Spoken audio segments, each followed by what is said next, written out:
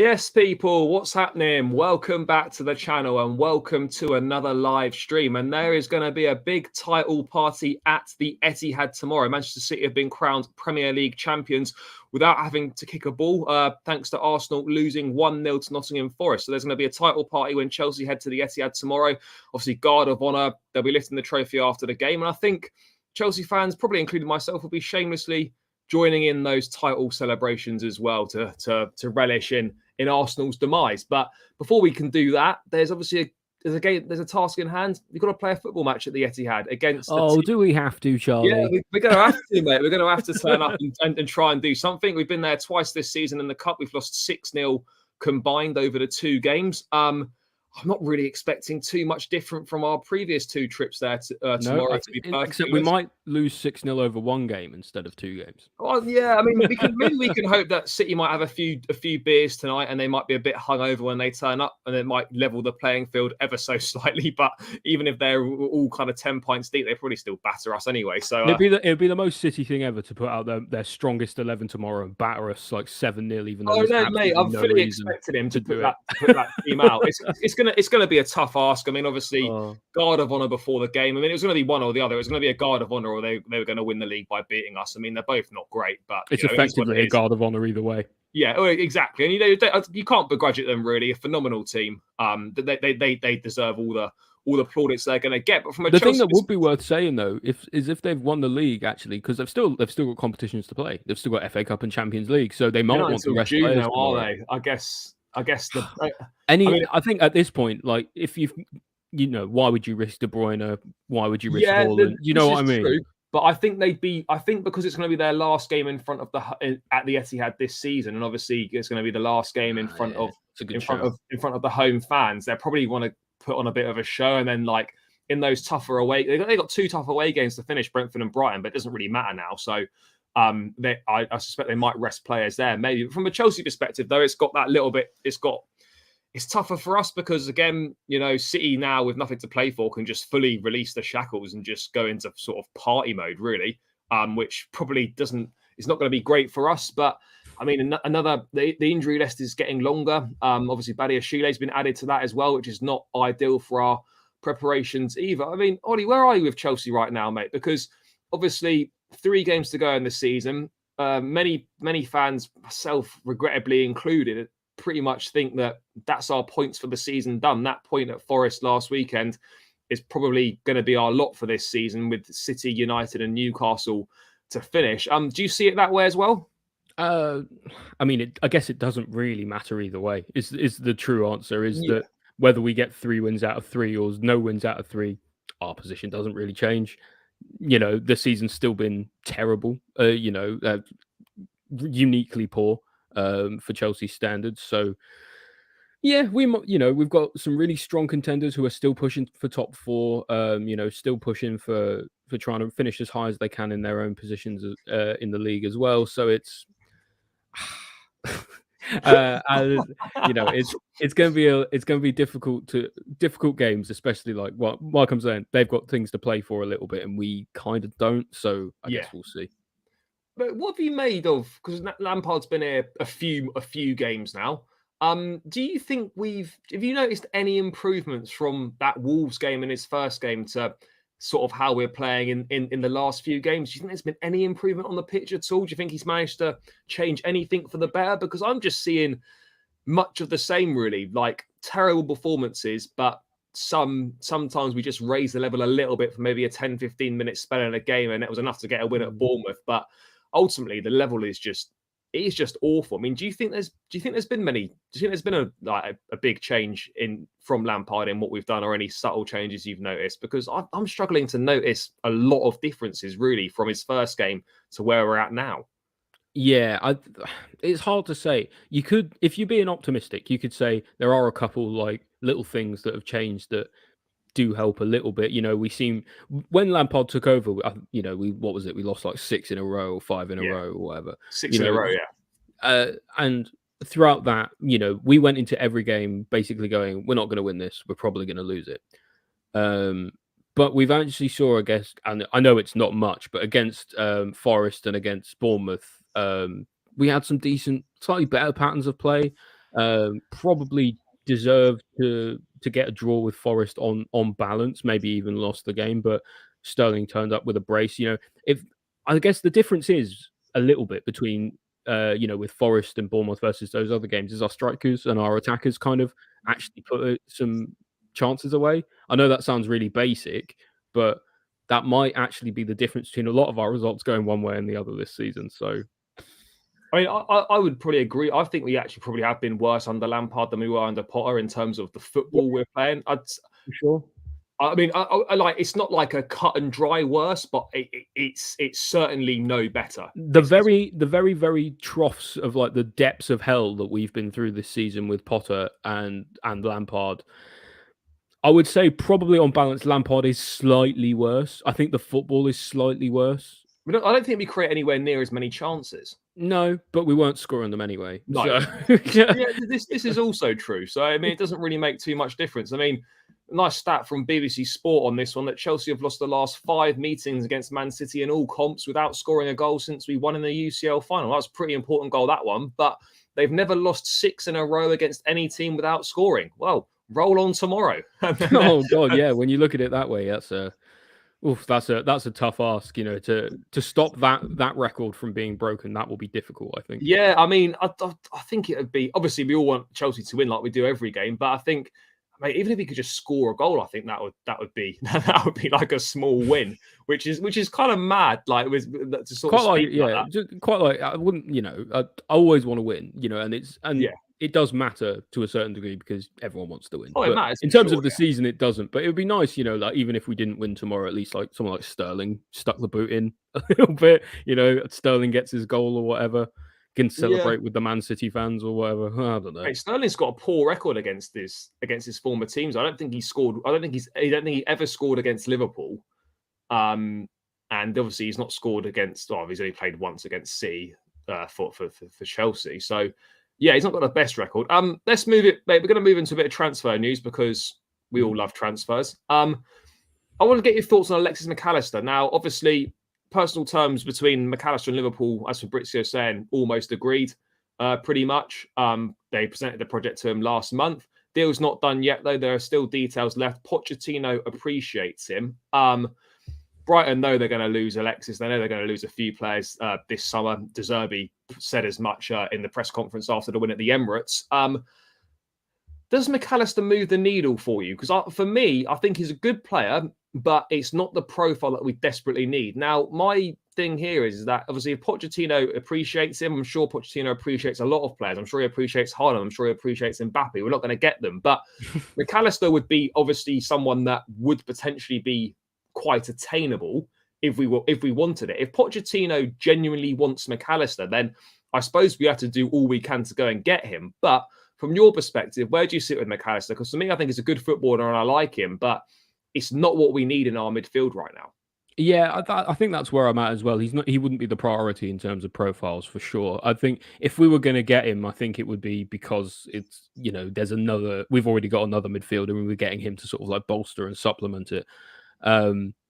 Yeah, like someone says in the chat there, McAllister will probably only come in really if Mount leaves, which I could see happening, but there's no guarantee we'll necessarily get him. I think it's going to be about 65 million. I think that's what his release clause is set at. Yeah, it's a lot in there.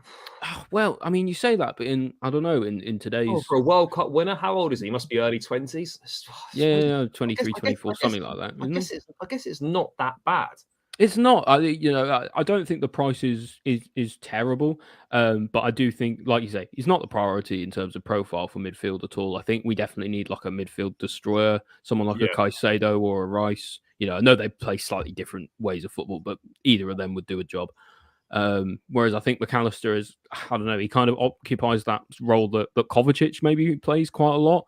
I mean, and he might be leaving in the summer, so maybe. This is my point though. Is like obviously we're probably going to sign 1 or 2 midfielders, definitely 1, possibly 2 this summer. But like if Mount doesn't stay, Ruben's pretty much going to go to AC Milan. So we lose Mount, we lose Ruben, and we lose Kovacic. You'd almost argue that 3 more need to come in, or do they? I don't know. I would say minimum 2, and you supplement the rest with the youngsters. Yeah. Santos, Chukwuemeka. Maybe Lewis Hall playing in midfield. I think any of that would be all right. But especially just with Kante getting on a bit as well, I think having a good amount of options for that third place spot. He still hasn't signed a new deal. I mean, just on that briefly, is a slight segue. Obviously, we had reports a while back that Kante was really pretty close to signing. It was back in February, wasn't it? He was really close to signing a new contract. I mean, I'm not suggesting like anything's happened or anything, but it's a bit concerning. If he was that close back then, why didn't he just sign it? Like, do you think there's anything to be worried about?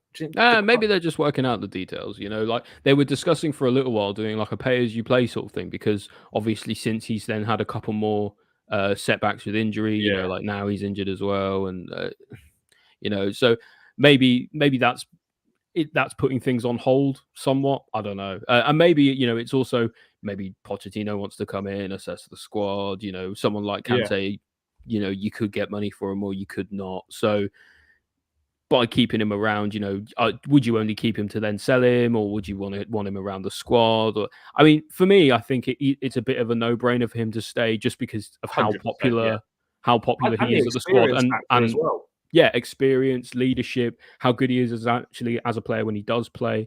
I think ultimately it would be beneficial for him to stay.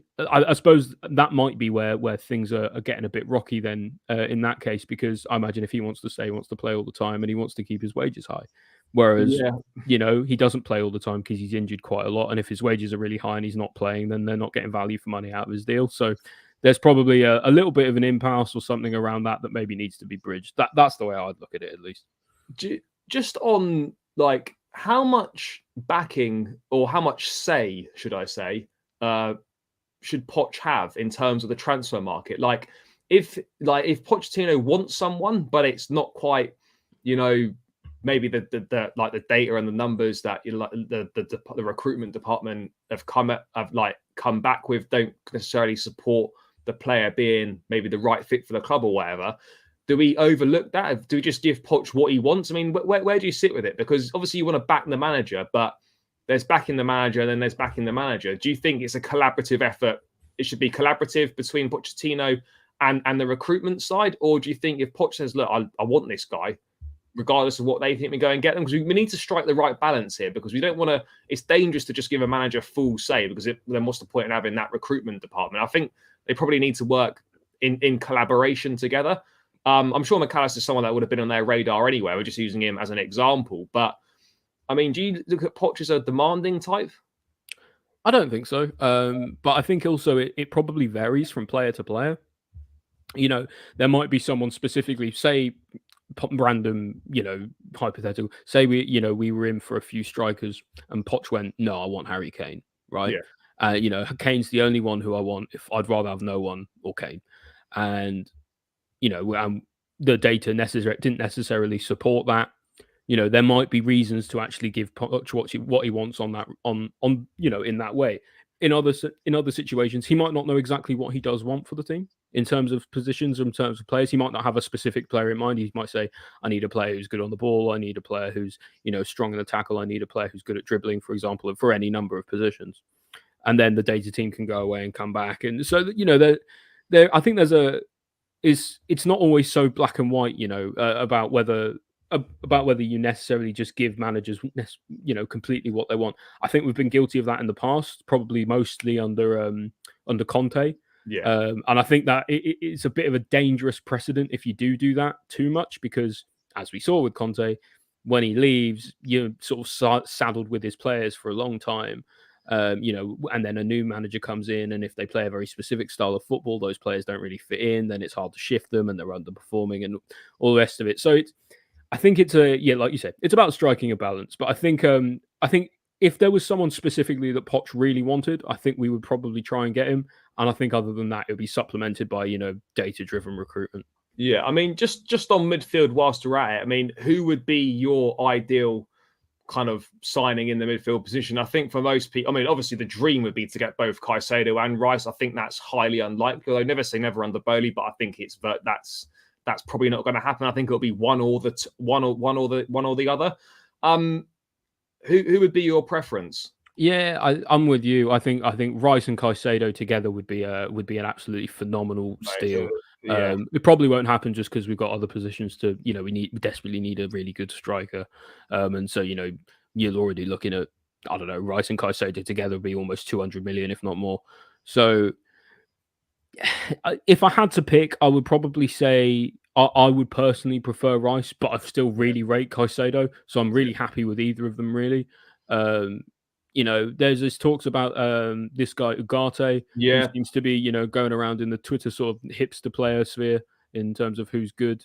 There's a couple of young options like Enzo Lafay, yeah, who plays in League One at the moment. So I think probably what we will do is we'll get one of Rice or Caicedo, probably Caicedo, and then we might get one sort of slightly younger player, maybe a Lavia, maybe a Lafay, to supplement them in midfield. Uh, I get, in my ideal thing would be Rice, but I don't think yeah. that's going to happen now. Right. I like. And yeah, and so someone said in the chat, definitely not coming if Mount goes. Yeah, I mean, I would. I love Declan Rice. Like, it's not an English bias thing, as people like to say to me sometimes. It isn't. He's like, if he was Brazilian, French, Dutch, whatever nationality, like, the guy's a fucking good footballer, and it's as simple as that. He's one of the best around. I think him and Rodri are probably the best sixes in the league. And I don't think it's close. I would love to get him, And what's frustrating as well is that, like, I think a lot of fans and Chelsea fans have looked at Declan Rice as pretty much a shoe-in signing for Chelsea, like a bit of a tap-in. But yeah, as like, certainly this season and maybe the back end of last summer as well, that reality's become less and less likely now. I mean, do you think it would be a massive? I don't want to say failure, but I'll say failure because I can't think of a better word. Do you think it would be a big mistake even if Chelsea were to let? Well, I mean, they're not obviously choosing to let him, but if Chelsea were to miss out on Declan Rice, having sort of been in the ascendancy for so long and like the obvious destination for him to go to. I don't know. I don't know if it necessarily works that way. Just seen someone with the Forest in the Right, in Forest the Fan chat. TV lads, congrats guys. Very well done. Thank you very much, fellas. We'll be back at the City Ground next season, lads, taking it all in. But yeah, thanks for cheering us up a little bit. We can always rely on a nice Arsenal loss to raise the spirits. But yeah, congrats on us. But yeah, in terms of, I don't know if it's necessarily that simple about whether it's a failure if we've got him or not, because it seems that, at different times over the past few seasons, there's been different priorities in terms of like what positions need to be recruited for. Midfield has been always something that we really needed a couple new faces for. Fair enough, but at the same time, I think at the time at which we had the opportunity to go for Rice and we more or less had a free run at him, I think West Ham were also pricing us out of the market. There were probably better alternatives available at the time as well. Someone like Tchouaméni at the time as well, like that Scott McLachlan, whatever his name was, he's got blood in his hands for the shit. Honestly, mate, that geezer, like, binning off Tchouaméni and signing Saul on loan. Like, honestly, mate, if we had competent scout, we could be in a situation now where we'd already have Tchouaméni and Rice. Yeah, but it is what it is. We can't look at it that way. I think it's difficult as well though, because I think to a certain degree we could, there probably has been a little bit of an element of we're waiting around. Rice was there was the impression that Rice was kind of waiting around for us to pick up the phone, but I think for the last like 5 seasons or so, more or less, he's been on our radar and we haven't gone in for him. I wonder if he doesn't feel all that loved by us. You would have expected us to go back in for him by now if I was him, maybe. And maybe that's what's prompted his decision. He knows he wants to go and Arsenal are there and, they have the money for it. I guess, why not? Yeah, yeah. Why not? I mean, I wonder if he's looking at Arsenal now and thinking, actually, am I like gonna win anything here? Is that the best move for my career? Like, we're going to be slightly biased here because we're Chelsea fans, but I just think if you look back at it, yes, we've had a shocking season, but if I'm a player, I still think, like, in the bigger picture, I'm more likely to win the big trophies at Chelsea than I am at Arsenal or Man United, and that's the reality. Like, and even Liverpool, I would say to an extent as well. Like, we might not be in an attractive position right now, but the project's still very appealing. The London lifestyle is very appealing. What we can offer is also very appealing. So I think if you're a player, like you've got to be careful. Like, yes, all right, you got the Champions League, but are Arsenal really building something special? Are they really going to be winning consistent trophies over the next few years? It's hard to know, isn't it? Maybe not. And that's part of the risk that those players have to take. Next season for Arsenal, I don't think it's going to be as simple as this season. City are obviously as strong as they've ever been. Liverpool are coming back. Man United are coming back. Newcastle are coming back. Will be coming back, hopefully. And then there's also, Champions League. They've got a lot of games. They'll have 3 games a week. In the mix, yeah. Yeah, 3 games a week instead of 1 game a week.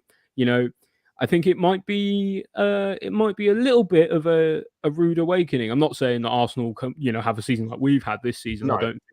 I don't think you would necessarily expect that of any top 6 team ever. But maybe not quite a title charge next season, just when there's too many games to play. Yeah, no, mate, I would agree on that. But I mean, what are your thoughts on Loftus-Cheek as well? It looks like we know we need to shift a lot of players out the door. It looks like he's probably going to be the first one. In concrete talks with AC Milan, I think he's keen on the move. Milan are obviously keen to sign him as part of their own midfield rebuild. What are your thoughts on that move? And do you think it's best for all parties concerned that Ruben does move on? Because I look at Ruben, I think like it's a massive case of what if that Achilles injury didn't happen, because his football before that Achilles, in the lead up to that Achilles injury, was absolutely phenomenal. And obviously he's a friendly, no less. Yeah, it's not been the same. It's not been the same since. I mean, he's had odd good games here and there, but nothing anywhere near like that form he had. I think he's never been someone to moan about playing time. He's been versatile, can fill in multiple positions, and been a really useful squad player. And part of me is like, well, it could still be quite useful to keep him about, but at the same time, we're not going to offer him a new contract. He's on 150 grand a week. It's going to be a year left in the summer on his deal. And it's probably best for both parties. Ruben needs to go and do what's best for his career as well. And he needs to go and play regularly. And to play at a club like AC Milan, steeped in history, his mate Tomori will be there, playing some form of European football, probably playing regularly in a league that actually might suit him quite well. I think this makes sense for all parties. I mean, where do you stand on it? I mean, I will be sad to see him go because he's been Chelsea all his life, apart from a couple of loans at Fulham and Palace. What are your thoughts, mate? It's a difficult one, but I think ultimately it probably does work for all parties. Chelsea get a little bit of money for selling an academy product. Represents pure profit on the books, which is going to be really important this season. He is, sort of more of a fringe player in the squad, doesn't make a massive impact. He's looking for probably a new challenge, one more payday probably before, one more big payday at least before he goes on to retire when he's sort of in his 30s, whenever that is. So, it makes, I think the move makes sense for all parties. If he stayed, he'd be third choice right wing back, probably like 50th choice midfielder, so ultimately, you just get the feeling that if we can get a little bit of money for him, that's great. And he's kind of surplus to requirements anyway. I know that sounds harsh because of how long he's been at the club. It probably is, to be honest. If we're being serious, we got to start making footballing decisions based on we got to start being ruthless. Like we can't be making decisions based on sentiment. Yeah, exactly. And, as good a servant as Ruben has been for the club, he's never kind of really set the world on fire. Whether that's down to injury or anything else, it probably is more down to injury than anything else. But I think he deserves to go somewhere where he'll play regularly as well. Like we say, the squad is already far too big. So there'll be a lot of players that we're selling that we're not going to necessarily replace in the summer. And I think Loftus-Cheek could be one of them. Yeah, I think it's a shame. But, I think all good things come to an end. And yeah, it's definitely time. It's definitely time for Ruben to 100% probably move on. And I think obviously players coming in is important, but I think we feel that players going out could arguably be more important.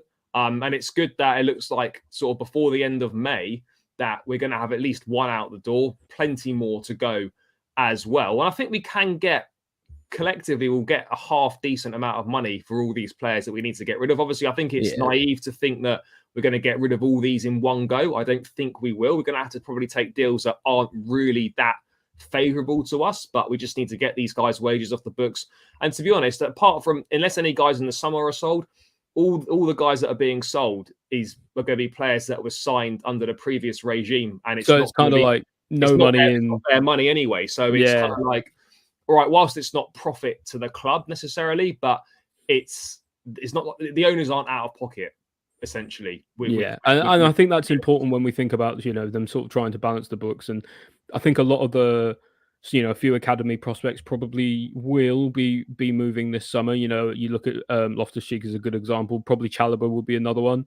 You know, we've got a lot of really to keep him and sell Koulibaly. Maybe, but you know, Koulibaly's wages are really high. Maybe if we could get him to go back to Italy, that would be something, but it's not massively likely, I think. So I don't know. It seems to me, and I think we probably get more for Chalobah than we could for Koulibaly. This is the problem we've got as well, mate. Is that, like, for me, preferably, like, if offers for Koulibaly come in, I think the club would look to sell him, and I'd actually rather keep Chalobah and sell Koulibaly at this point. I mean, you were talking about players who are kind of a little bit that are flexible in several sort of positions. Yeah, Chalobah on the pitch. Chalobah does tick that box. You know, he played I think it was for Lorient when he was on loan there. He played almost the entire season in midfield at DM. Yeah. You know, recently he's moved to right back. You know, as a centre back by trade anyway. So I don't know. He'd be more useful in the squad. I would say you need a couple of those players who can fill in at different positions and do a job. And I would rather keep Chalobah in for that reason. But you know, if somebody comes in the summer and goes 40 million. You know, 45 million for Chalobah. Are we going to say no? Probably not. This is the problem we've got, is that, like, the academy lads are actually probably more useful members of the squad than some of the other guys.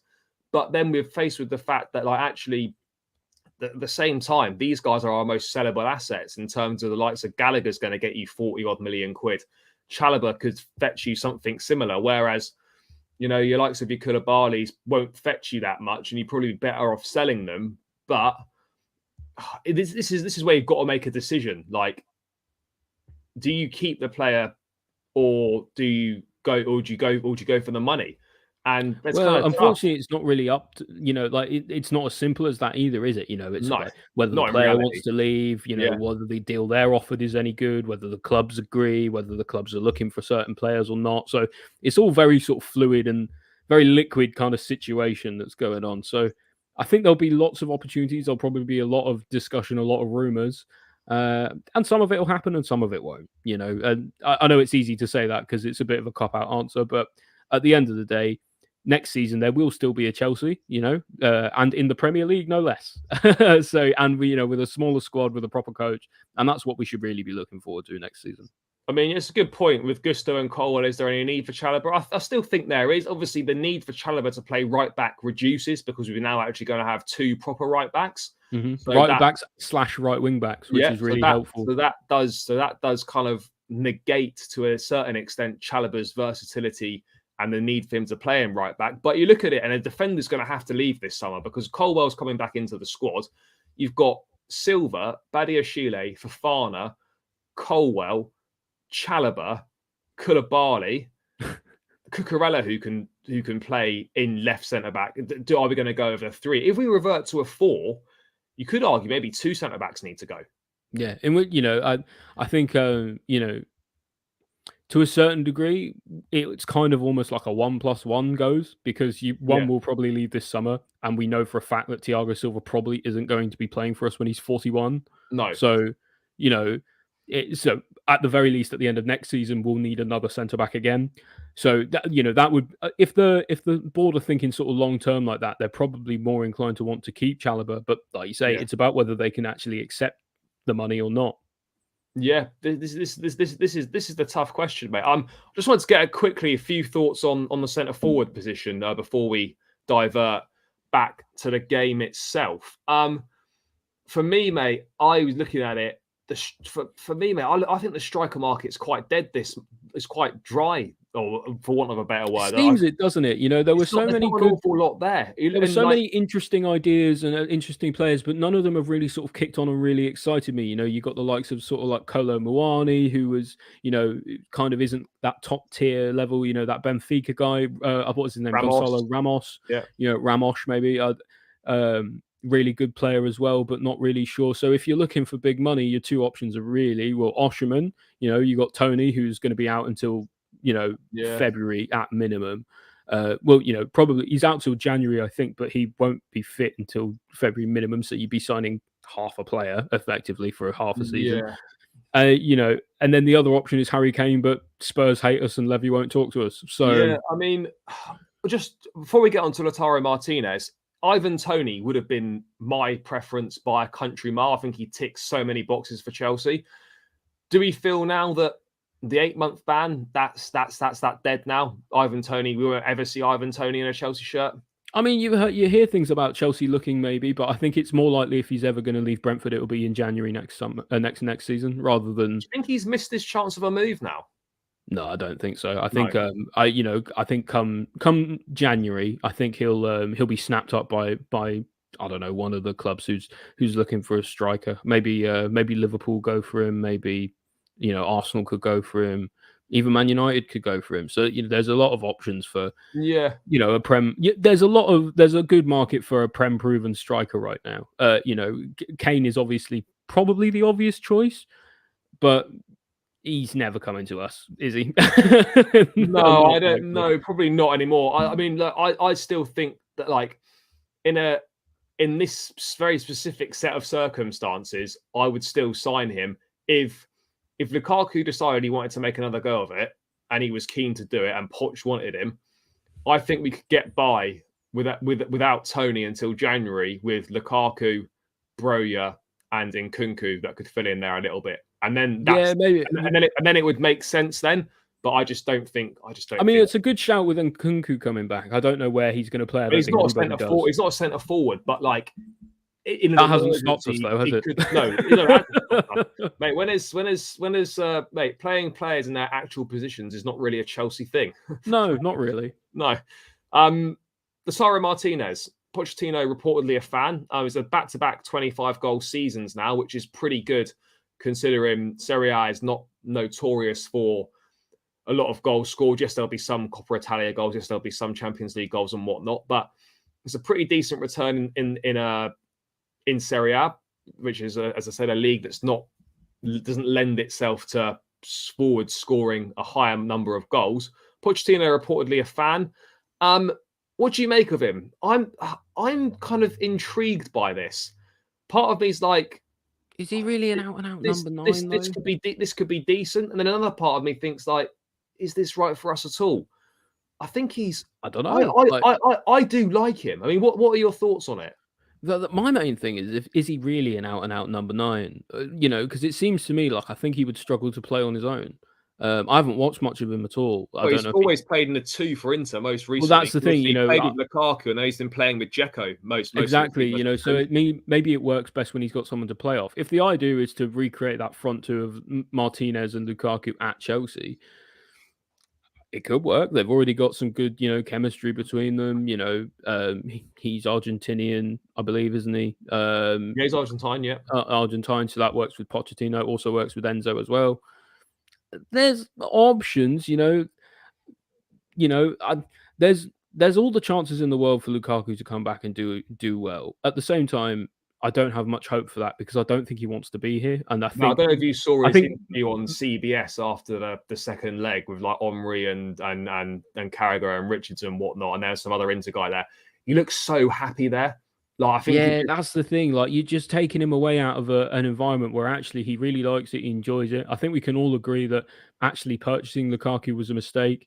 So it was, yeah. But interestingly, someone was saying, I think it was RD in the chat was talking about Vlahovic. He's an option as well. Someone who I hadn't thought of. I know he had that big move to Juve from Fiorentina, and it didn't really work for him, or at least he hasn't been doing so well. But I don't know.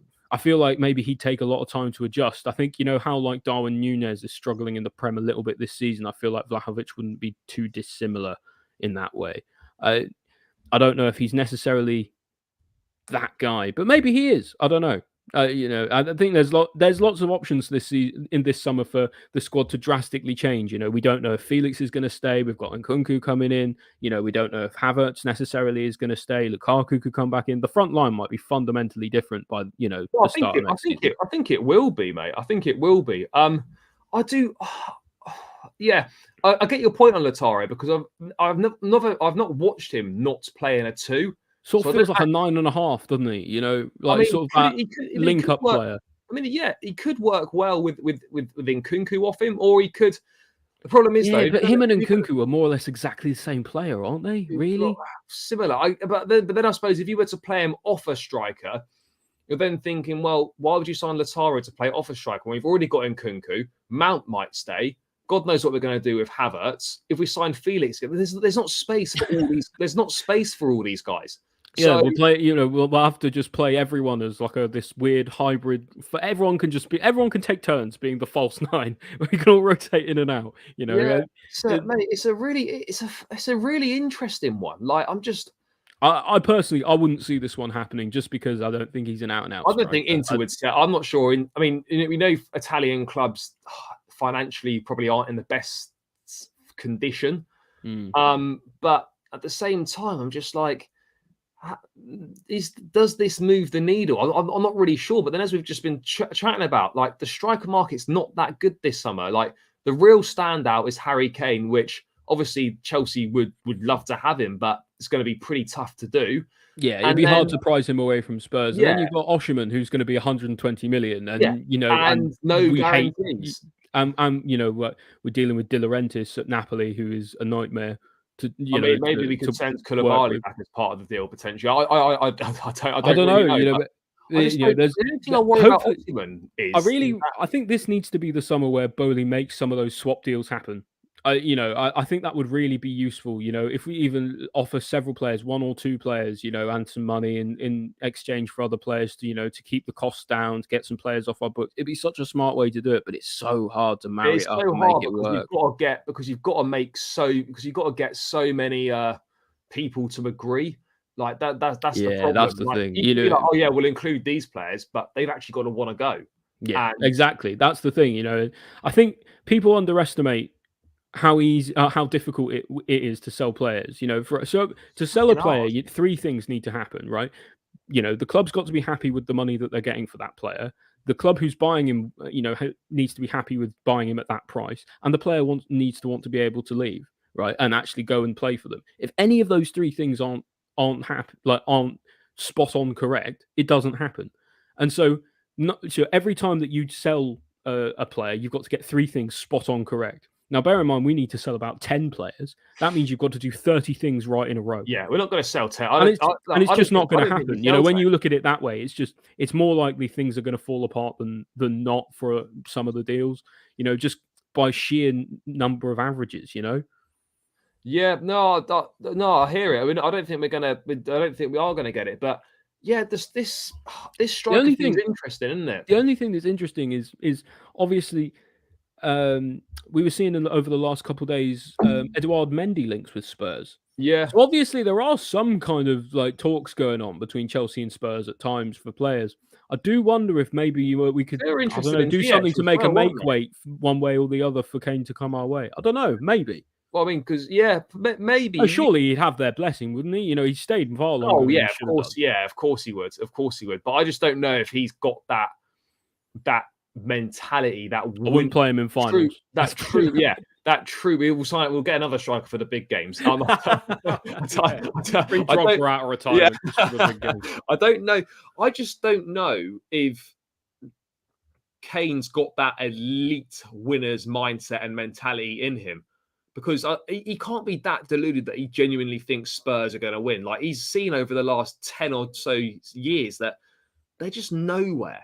And yeah, I think he probably sees it, and I think that's why he's probably going to be leaving this summer. In all likelihood, I think it's probably more likely to be to Man United than anywhere else. I almost look at it, man, and I think if he stays in the Premier League, which I think he probably will, there's only one place he can go. It's United. Yeah, it's United. Unless we do something. Yeah. Unless we do something crazy. But he would have to force it. Well, the only thing with that is, obviously Man United are in the throes of their ownership change. So maybe they'll be a little bit too preoccupied with some things to get it to get it to put an offer in, or nobody knows where the money necessarily will come from. They're in a period of transition.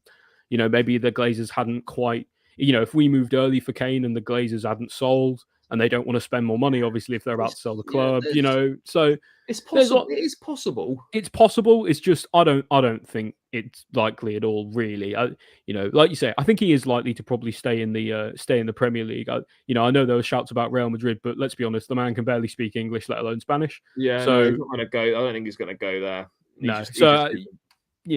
The other option is if we could snag someone like Benzema on a cheap for a couple of seasons or something. Probably not going to happen, but probably not. But isn't it? Like the market's just like, obviously, like, these guys aren't bad players, but the type of forward that we need, someone to come in and make an instant impact and bang goals straight away, like there's not many of them about. There just isn't. I suppose the thing is they're sort of unicorn players a lot of the time. These players who can come in and score goals, especially at Chelsea. We're sort of slightly cursed with the fact that we know that if we sign a number 9 for big money, it has to be correct and it has to go right, because so many times it hasn't. None of them have gone right, really, have they? Well, not for big money, certainly, no. But I suppose Drogba was big money at the time when we bought him. Yeah, I guess 24 mil back in 2004 was pretty big. It was 30-something mil, wasn't it? Oh, it was 24. Oh, okay. Maybe I'm thinking of euros, but euros, yeah. But yeah, so it's I don't know, man. I think it's a difficult one. I think we do get a new striker in the summer. I think we're not. I think if more likely than not, I think we're getting a new striker over keeping Lukaku. I think that's probably more likely. Yeah, someone like Højlund could be right, but he's really young. This is my other point: is that we've been linked with Rasmus Højlund, who scored again tonight for Atalanta. Guys like Gift Orban as well at Ghent. These are young strikers in their 20s now. Going back to what I was saying before about midfield, what are we trying to do here? Are we like, how many young strikers and young players do we want? We've still got Datro Fofana, we've still got Broja, who is young as well. Like, is bringing in a Rasmus Højlund or a Gift Orban? What's that doing? Because those guys, as good as they could be, like, and how much potential they've got, they're not going to come in and make an impact straight away like we need. We need to go and buy someone that is pretty much the ready-made article already. Yeah, absolutely, that can just fit into it. Like, what do you think of the buyback on Tammy? No, I think that ship sailed for me. Like, I'm the same. I think like, he's a tier below what we need.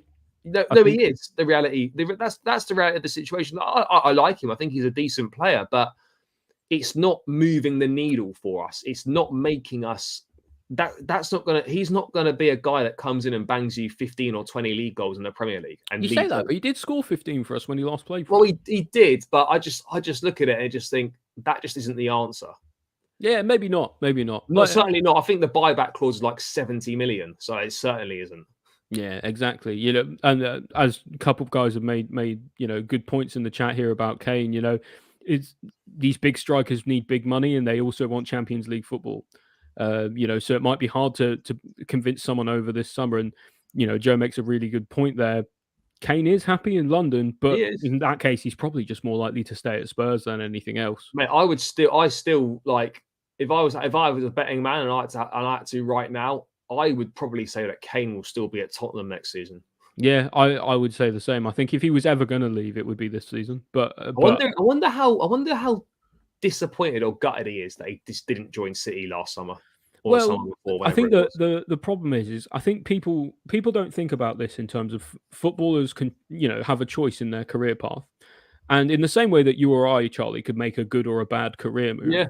Yeah, footballers can as well. Whether it's a lateral move or a move to something a little less prestigious or less money or whatever, and actually what Kane's done is when he was at his absolute prime and his peak, he signed a 6-year deal at Spurs. He signed a new 6-year contract. And so he's kind of only got himself to blame, really. And he hasn't really kicked on that. I saw the other day, it was something like 180 matches or something like that since his last hat-trick, which I thought was really odd. It's quite a lot of two. You get quite a lot of braces, but not. Yeah, scores one. Usually scores one or two, but rarely ever gets a hat trick anymore. It's an interesting one. But I don't know. I'll be really interested to see if maybe there are any other names that we haven't thought of, in this discussion come up in the summer. There's bound to be. There's bound to be some. There always isn't there. There's always a few like sort of slightly left field ones that come about. Do you want to hear a funny prediction? I reckon at some point we might inquire about someone like Richarlison or something like that. I could see that happening. We did try and get him. We were interested when he was at Everton still. Well, that's what I'm saying. I wouldn't be surprised. Obviously he's not set the world on fire at Spurs at all. But I think he scored a Premier League. Oh, he scored one Premier League goal. I think he scored recently. I think he got the one. He got the equaliser at Liverpool. Yeah, so I don't know. I personally wouldn't go for him either. But you get the odd one that comes out of left field like that, which you go, really? Yeah, no, we do for sure. Let's move it back towards the game then. Let's get the team lineup up. Sure. I think, mate, what do you think we need to do to have any chance of getting anything out of this game? I'll be honest, Man City are hungover and hope that we turn up. I guess. I think it's a mix of three things. It's strongest possible team, probably playing minimum of a 3-4-3 or a 3-5-2. Stack the midfield, whatever you do, and then hope and pray, more or less. Because I think if we don't stack the midfield to a certain degree, I feel like we're definitely going to get overrun. Rodri's in the prime of his career, KDB's in the prime of his career. You're going to need three centre backs to take Højlund on anyway, and without both of our starting wing backs, so it's going to be in trouble. It's going to be a very sort of sit back and try not to get absolutely slaughtered game tomorrow. I feel like. Yeah, I think it is. Someone said in the chat there's 6-3-1. I would play that. Look, whatever way we approach this game, it is virtually mission impossible. Yes, Lampard went there, Everton earlier in the season and got a point. A point would, like, without sounding negative, a point would feel like a win. It really would. It would. Like, this is such a difficult place to go. This is such a phenomenal football team. In a massive, when they're in such good form as well, like they're arguably the best now that they've ever been. Arguably only the Centurion teams. This is the best City team. Centurions might have come close, or might be ahead of this team. But in terms of the spine in that team, you've got Stones, Rodri, KDB, Højlund, unbelievable spine in the team. That's what we need, a spine like that. We just haven't got that. I mean, look, it's gonna be a really tough task tomorrow. Whatever we do, it's gonna be tough. It really is. But we just have to hope for a miracle. Miracles do happen, but the reality is, I wish we didn't have to give them a guard of honor, to be honest. But it's the respectful thing to do. But I mean, the rules are the rules, I guess. Yeah, I mean, we've received it. We received it at Old Trafford, I think, a couple of times. We have. You got to bite the bullet, but I don't like it. No, it's not ideal for us. We'll go with the 3-4-3. By the way, guys, keep smashing the likes on the stream and subscribe to the channel as well. Would greatly appreciate people. Let's get these likes up though, guys. Five more to the 20 mark. So let's get it to at least 20. Maybe we can get it to 30 people. So keep smashing those likes and subscribe to the channel if you haven't done so already. Mate, you've actually got a decision in goal. Well, maybe not, but Lampard put Mendy in for Forest last week, which took a lot of people by surprise. Mendy didn't have a good game. A lot of things Lampard does as manager don't really make sense. That didn't make too much sense. You could say that again. It would also, for me, if you change your goalkeeper with what was effectively 4 games left, then surely you just keep him in. But like for me, I don't see how Mendy can play. Yeah, I'm with you. For the longest time, I was a really big advocate of Mendy coming back into the side. I thought, Kepa had countless chances. Mendy had only really dropped off a little bit. I thought, it was a little bit sort of overblown how poor his form had become. But actually, seeing him play against Forest, he was very bad. Worse than Kepa, and Kepa's had a decent season. But it's not even the fact you can't. For me, you can't use the excuse that he's not played for that long. Like, it doesn't matter how long you've not played for. He was getting basics of goalkeeping wrong. Yeah, I think Mendy strikes me as a massive confidence player, and he just seems to completely devoid of it. A lot of our players do, but at striker and at goalkeeper, that matters the most in terms of like the mental game. And I think unfortunately, I think maybe his time has come at Chelsea. It's a real shame because I really like him as a person, but I think I like him more and I love him as a player for who he was, not who he is. Yeah, no, mate, I would agree. I'm going on that basis. I'd start Kepa personally. I would as well, but like from an actual logical perspective, it doesn't really make sense to just bring a goalkeeper in for one game.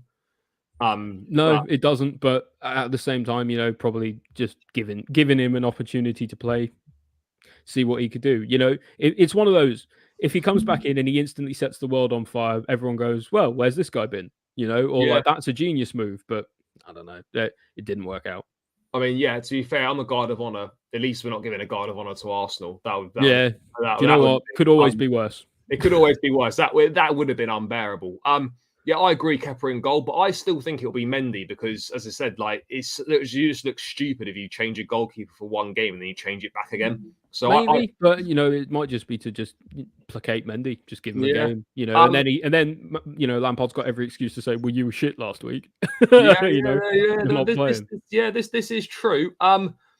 Mate, back three. If we go with it, there's really only three options due to injuries. We've got no Cucurella, no Koulibaly, no Badiashile. No Badiashile also injured. So literally, it picks itself. It'll be Fofana, who I think is back fit again now.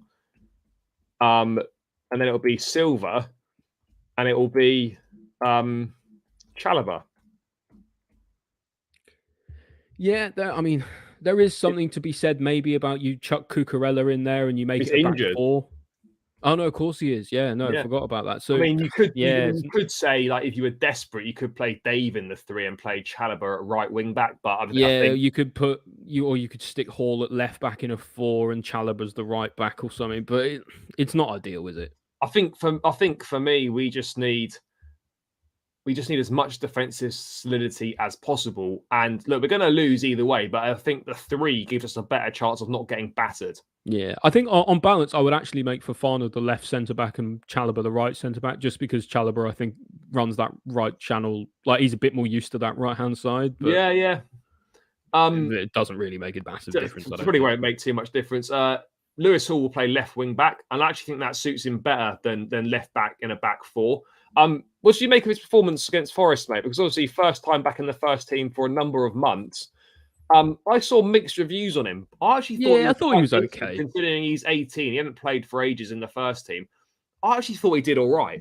Yeah, did okay. No real headlines. What I like to call a very good referee's performance, kind of nothing to report. Yeah. I think that's pretty fair, and he'll definitely play. Right wing back, what would you go with, Ruben or Dave? Because realistically, if you go with this three, it does, unless the only other option is you play Chalobah at right wing back and you play Dave in the back three. But I don't want to do that. I think it would have to be Ruben. Yeah, you say that, but at the same time, do you want? I don't know who. Do you want Grealish running at Ruben? But then again, do you want him running at Dave either? So you don't want anyone running at Dave because Dave can't run anymore. Yeah, at this point in time, yeah. Probably on balance, you probably say Ruben just because it gives us an option going forward, I guess. But he's going to have to have a really good game. He's going to have to really try and marshal that left-hand side. He's going to have Grealish on his tail. He's going to have Akanji playing Akanji or Ake, at that left-back spot, driving up the wing a little bit. It's going to be very difficult for him tomorrow, I think. Yeah, it's going to be tough.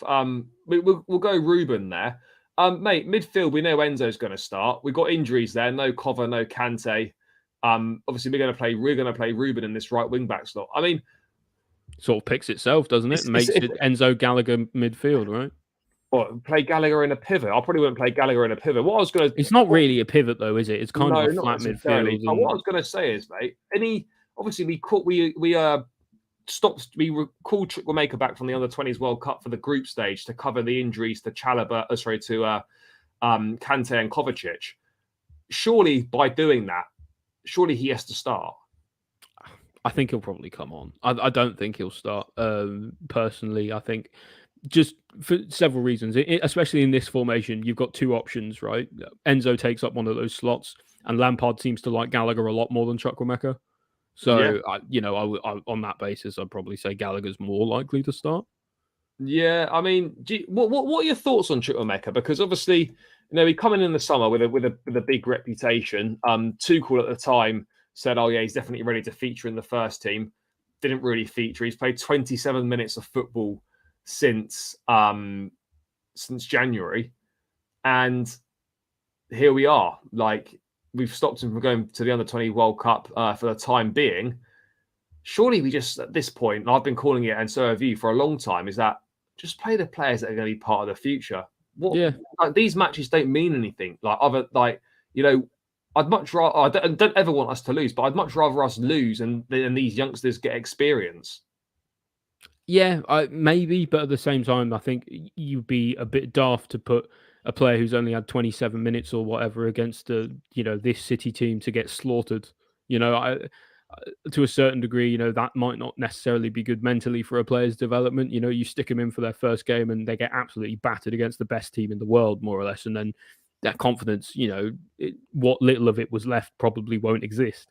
So, I do get the idea about playing, certain players. I think just this City team are a different animal, so we're going to have to do as best we can. And I don't think Chukwuemeka makes it any more likely we're going to get anything out of the game. So I don't think he'll play. Yeah, no, I think that's fair. By the way, people keep smashing the likes. 5 more to go, guys. So keep hitting that like button. Massively appreciate it. It takes seconds and it really helps me out. And subscribe to the channel if you're locked in now and you haven't done so. But yeah, the problem is with this whole formation, and actually the problem with the injuries that we've got as well is, like, if you play this back three like we've got, the back three is, there was nobody who can come in if anyone gets injured, and the wing backs, neither of them are actually wing backs. Really, the only other option is you play someone like Dave or Hall as like a left back, and then it plays as a back four, and you have 3 in midfield or something. Yeah. Maybe it becomes like a 3-5-2. I mean, do you always think that with the injuries we've got, do you think if we went with a 4, you could see Chalobah play as a 6? I think that would be unlikely on the basis that we've just got a lot of centre backs out at the moment. I think if you went Silva and Fofana in the 4 with Hall, I think he's more likely to play right back in that case. Well, he would be, but like in terms of like, do you not think it would be better though? We could play Chalobah as a 6, and that allows Enzo to play further up the pitch. I mean, maybe, but I don't know. I think that's it probably isn't going to happen, but. I mean, I think there's a lot of tactical problems basically with a lot of the players we've got that are injured. Like, obviously all injuries are bad, but like we've got injuries in key positions, I cannot believe Chilwell and James are injured at the same time again. I cannot believe it. They've spent more time on the treatment table together than they have on the pitch. The treatment table twins, honestly. It drives me mad. We've got to sort it out. I don't know why we're picking up so many injuries. I mean, I was having this discussion earlier. Like, yeah, I don't know either. I think part of it could be down to the fact that these guys just aren't fit. I mean, obviously they're fit to a degree, but they're not fit enough. And like when you're unfit and you start overexerting yourself, or you're going beyond your body's capabilities, like that's when you start picking up injuries. I think a lot of this could be to do with the fact that these lads just aren't fit enough. Yeah, I would say so. I think there's been a lot of problems with fitness at the club this season. Obviously it started with the whole medical team and everything being replaced. I think you could say it started as far back as pre-season.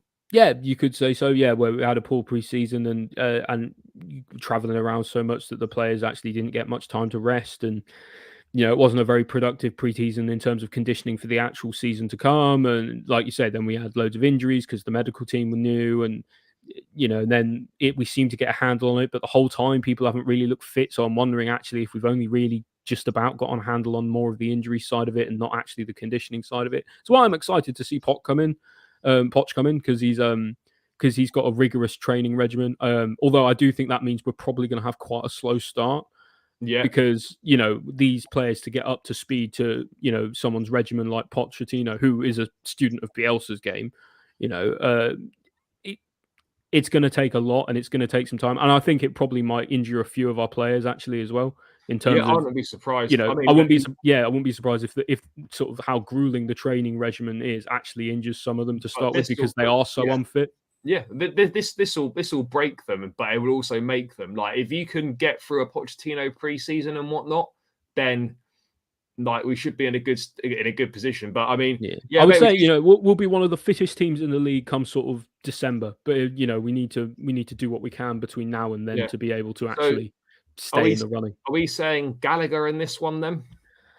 I mean, listen, it's not ideal, is it? It's not ideal, but he tries. Yeah, and he's got effort, and he's probably going to be here next season. So it's better to play him than I don't know, Zakaria.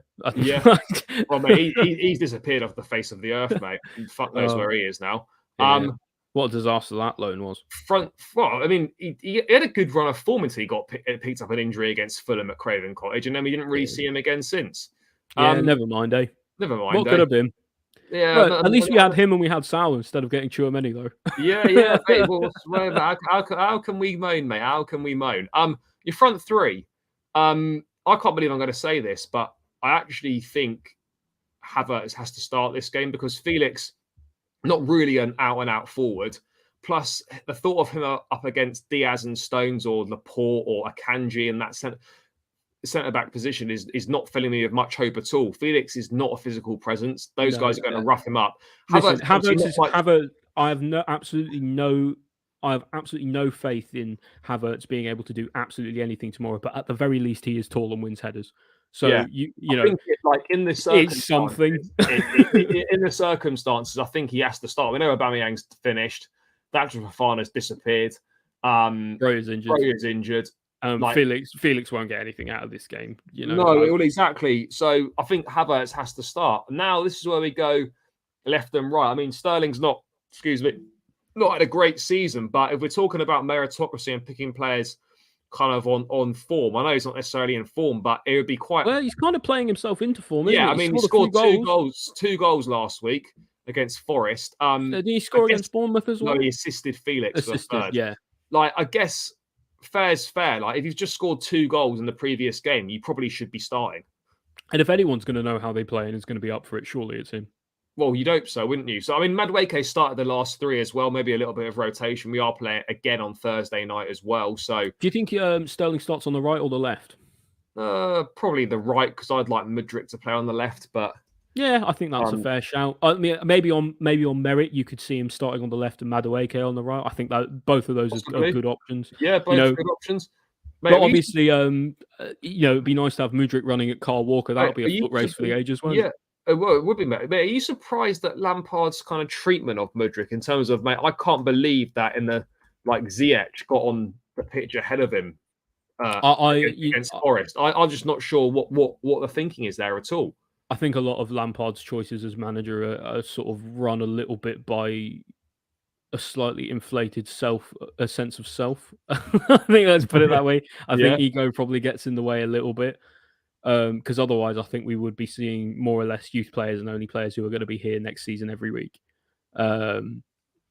Understandably, we were saying earlier, we might not be able to sell all the players that we want to sell, and so anyone around probably does need a few minutes here and there to stay happy in the squad. But I don't know, bringing on someone like Ziyech, or like Ziyech, we saw Ziyech, we saw Aubameyang, we even saw Azpi at one point under these thing of Lampard, under Lampard's reign.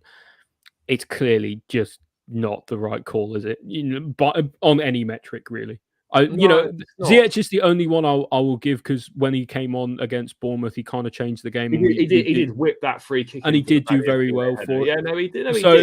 I'll give him his credit where it's due, but it's very unlikely he's going to be here next season anyway. So, yeah, it's a little baffling to me. I think a lot of us are left kind of thinking, like, what was Lampard even really brought in for? Well, I think it was just bought. I think now you can look back at it a bit and just think he's just bought in as a PR exercise, really. Yeah. And I think nobody expected it to go necessarily all that well, but I don't think anyone could have. Well, maybe they could have seen how badly it's it's gone, but man, But only 3 more games. But it is the best thing for Chelsea, because let's be honest, Lampard isn't a fantastic coach, right? We all know that. Chelsea need a fantastic coach. If Lampard had scammed together like 5-6 wins out of his performances, out of his 9 games, For sure, then maybe he gets the permanent job, and then we're in a situation a little bit like Solskjaer was at Man United, where like he wasn't good enough, but he just about stayed there, but they weren't really very dangerous and going for anything. So it's the right. As much as it hurts now, it's the right thing, and it's good that Pochettino will be coming in because he is a proper coach. Whereas, not to say Lampard isn't, he's just Poch's best. There's just levels, isn't there? Really, mate, you look at that team, and you just think, "Fuck me, how like." That's going to be a tough one, isn't it? It's going to be a tough one. It's going to be a tough one. It really is. I could see us doing more of a 3-5-2. I could see us playing someone like we could see. You remember when we saw Mudryk and Sterling up front in a 3-5-2? We could see that. I think the only swap way Havertz out for another midfielder and you stack the midfield. I think the only way we're going to get something out of this is A, stacking the midfield, and B, just hoping to hit some balls over the top and we just get in behind maybe. Yeah, we need all of our, need Enzo and probably Enzo and Thiago Silva more than anyone was pinging those balls out to Mudryk. And when we actually have the ball, we've got to keep it because it's going to be fucking hard to get it back. We cannot afford to be wasteful in possession because, like, you can't, like, we Chelsea. can go, wasteful. I know, mate. We're going to go long periods of the game without the ball. It's tough though because, like you say, we've got to hit those balls over the top as to probably really have any real chance of doing anything, and that is a risk in and of itself. We're not going to pass through City. We're not going to walk it into the net. We all know that, but we're going to have to make the most of set pieces as well. Yeah, I'm hoping maybe we just sit deep and then we try and hit them on the counter with the Mudryk's pace or something. Maybe that's the only thing we can really stand to do. Yeah, I think so, mate. It's going to be a bit of a bleak afternoon. Obviously, we'll enjoy the titles. We'll enjoy the title celebrations, and if we can get the whole stadium singing and Arsenal's fucked it up, that'll be nice. But I don't think there's going to be an awful lot for Chelsea to be cheering about at the Etihad tomorrow, mate. Final thing then, score prediction. Obviously we're going to lose, but do you think we can get a goal? Do you know what? I don't bet against us. I really try not to on this channel. In my personal life, I think I do a little bit, but I think when I want to, preach the positivity to everyone, even if it is a little bit diluted. I think we'll get a 1-1 draw. 1-1 draw, fair, mate. I like that positivity. I would take it. I think everyone in the chat would take it, wouldn't you? Yeah. Oh, yeah. Of course you would, mate. You take anything from City right now. I'd love to be as optimistic as that, mate. What would be funny is Arsenal bottling the title and then us beating City tomorrow. Because if it means if Arsenal then had gone on to beat Forest, they would still be in it. You just never know. This is the thing. You just never know. I would love to share your optimism, mate, but I just can't see us getting anything. I'm going to say realistically, we could hold 3, 4, 5, 6. Yeah, well, exactly. It's as many as they want, basically. Yeah, is the reality. I think we're going to lose 3-1. And I think that's quite generous of me. I think it's bold of you to assume we're going to score. Well, mate, I think we're going to. But then again, it is for me as well. What I'm envisaging is that they're 3-0 up at half time. Lampard pops in, Pep just tell him to knock it about, and we might just get one from a set piece in the second half. Yeah, you just knock it about, score a set piece score from a corner in like the 85th minute or something like that. Yeah, just spoil the party. I don't think any goals are coming for us, unfortunately. But yeah, you know what, Joe D, that's a very good prediction. 1-1 draw at half time, and then 5-1 by the end of the game. Yeah. What also could be, mate, low joke. It could be. I'm just worried that could be 5-0 at half time. I don't want to see like a Spurs Newcastle situation where it was literally like 5-0 in 20 minutes. It's going to be. It's got the chance to be really embarrassing, isn't it? Yeah, it does. Right. Seems like on that positive note, seems like a good place to round this one out, guys. Thanks so much for getting involved in the chat. As always, appreciate all of you guys. Make sure you smash the likes on your way out if you haven't done so already. Let's get those likes up. It really helps me out. And subscribe to the channel as well if you haven't done so already. I will be back tomorrow, guys. It'll be a match vlog from the Etihad and some match reaction as well. So make sure you stay locked in for that one. Ollie, thanks for your time as always, mate. Always a pleasure. If the people want to check out what you do, obviously follow Ollie on Twitter, guys, on the screen as well, and linked in the description, and the podcast, mate. That's everywhere you listen to your podcasts. Yeah, everywhere you listen to your podcast, at the Bridge Pod. It's a slightly different take on a Chelsea podcast. Listen to it. I think you'll like it. Yeah, guys, give that a listen. Ollie, thanks for your time as always, bro. Massively appreciated. Guys, don't know what mood we're going to be in tomorrow. But yeah, let's just try and enjoy the day. 3 games to go. Up the Chelsea, and I'll catch you again soon, people.